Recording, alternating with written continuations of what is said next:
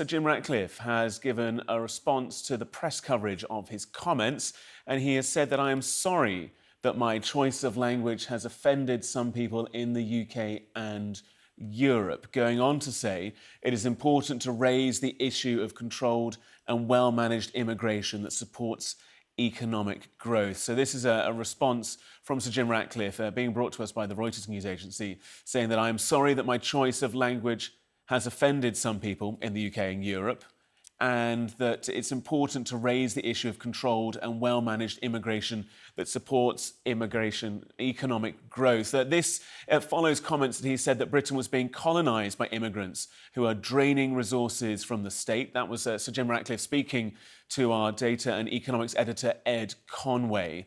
Sir Jim is the founder of INEOS, the chemical group, part owner, of course, of Manchester United as well. And he was warning, in his words, that the Britain faced kind of profound political, social and economic challenges. Well, in response to that, there was criticism from people like Andy Burnham, the Mayor of Manchester. There was criticism from Sir Keir Starmer, criticism from the Green Party too, across the board. Let's bring in our sports correspondent, Rob Harris, for more on this.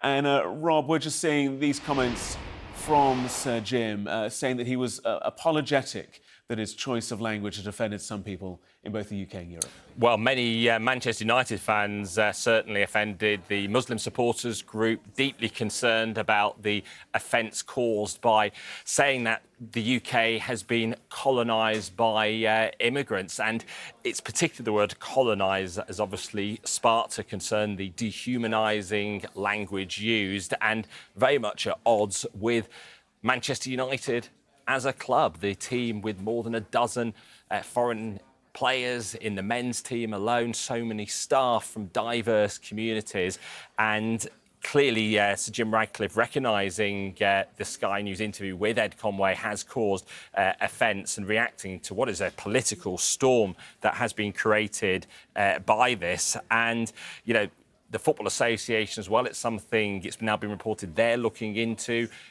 given the fact that Jim Ratcliffe is a co-owner of Manchester United. And interestingly, in this statement, while Sir Jim Ratcliffe does say that he is sorry for his choice of language and saying it has offended some people, he does still talk about the need politically to challenge, to take on the immigration issue. And it is not a caveated apology, the fact he does recognise it has caused offence. But Sir Jim does emphasise that he wants governments to manage the migration issue. In the interview as well, complaining about the cost on the benefits as well, with so many people in terms of the enlarged population caused by immigration. But certainly last night we were hearing very quickly from football's anti-discrimination body, Kick It Out, concerned by what he'd said to Ed Conway, and the extent of the offence caused amongst Manchester United fans as well. If we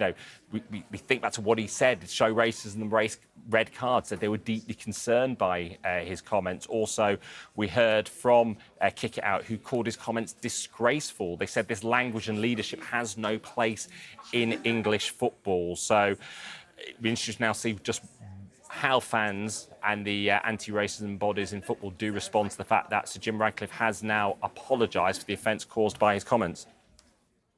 Rob, let's just read the full statement from Sir Jim in response to the comments. This was posted on the INEOS website. And Sir Jim says, I am sorry that my choice of language has offended some people in the UK and Europe and caused concern, but it's important to raise the issue of controlled and well-managed immigration that supports economic growth. My comments were made while answering questions about UK policy at the European Industry Summit in Antwerp, where I was discussing the importance of economic growth, job skills and manufacturing in the UK.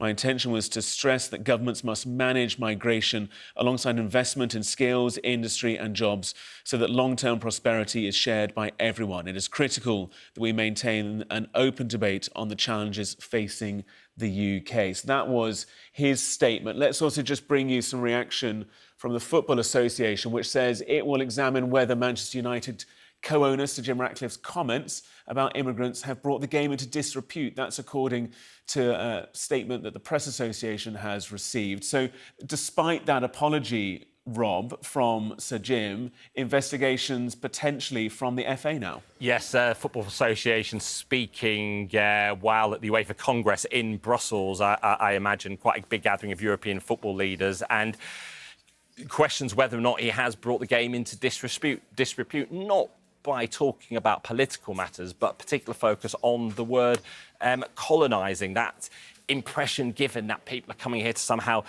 take control of the country, and reference to the fact, there is concern somehow that the white displacement trope is being propagated here with the use of the word colonising in relation to immigration. We have seen the varied reaction. Sir Jim Ratcliffe had met recently with the Reform leader Nigel Farage, who has welcomed Sir Jim Ratcliffe for actually discussing this publicly. And, we heard from Sir Jim in the interview about his impressions of meeting with Nigel Farage, who had said that he in reference to the interview, saying that Britain has undergone unprecedented mass immigration that has changed the character of many areas in our country. Labour may try to ignore that, but Reform won't. That was in response to the Prime Minister's condemnation of the interview, when he very much was expressing his concern about the intervention by Sir Jim Ratcliffe. But this is a clear apology. The Football Association does often act on individuals in football and pursue action even if they have issued an apology. So where this goes now will be something that